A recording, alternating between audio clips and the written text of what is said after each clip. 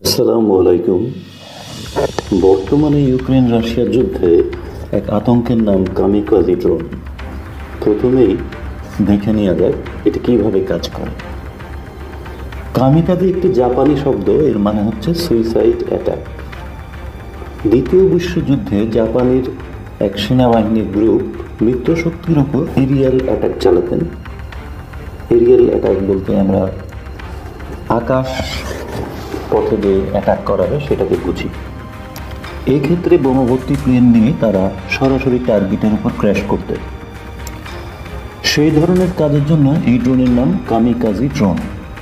এই ড্রোনটি cruise missile আর মনুষ্যবিহীন বিমানের সংমিশ্রণ বলা যায়। মিসাইলের মতো আঘাতও করতে পারে, সাথে আবার যে কোনো জায়গায় পাইলট ছাড়াই পৌঁছতে পারে। ইরানের পূর্বেই কামিকাজি ড্রোন তৈরি করেছে যুক্তরাষ্ট্র ও ইসরায়েল।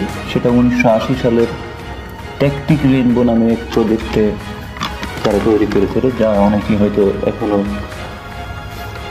কামিকাজি ড্রোনকে ইরানের ড্রোনই ভাবেন। যাই হোক, কোনো এক কারণে সম্ভবত আমেরিকান সেই প্রজেক্ট ম্যানেজমেন্টের গরমিল হয় এবং ইউএস এয়ারফোর্স সেটিকে বাতিল করে। কিন্তু বর্তমানে কামিকাজি ড্রোন আরও অনেক আধুনিক ও উন্নত করেছে ইরান। এগুলো সবই আর্টিফিশিয়াল ইন্টেলিজেন্স যুক্ত। শত্রুর এয়ার ডিফেন্স, এনিমি কমান্ডার, শত্রুর গুহা, অস্ত্রাগার, চলন্ত যানবাহনে আঘাত করতে এই ড্রোনটি খুবই এক্সপার্ট।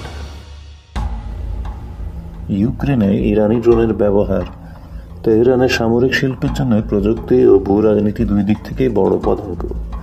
এই ঘটনা আরও প্রমাণ করে দেশটি হয়ে উঠছে আঞ্চলিক পাওয়ার হাউস। ইরানি ড্রোনে ব্যবহার করা অনেক যন্ত্রই যুক্তরাষ্ট্রের মিত্রসহ পশ্চিমার কিছু দেশেই তৈরি। তাই এই ঘটনা উন্মোচিত করেছে বৈশ্বিক ড্রোন প্রকৌশল ও যন্ত্রাংশ বাজারের আইনি ফাঁকফোকর।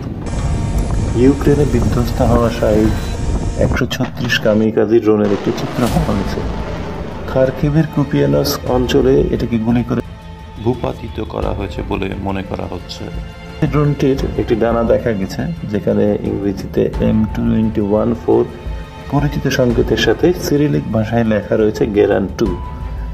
সেই সূত্রে ইউক্রেনের লড়াইয়ে ইরানি ড্রোনের ব্যবহার প্রথম দৃশ্যমান প্রমাণ মেলে।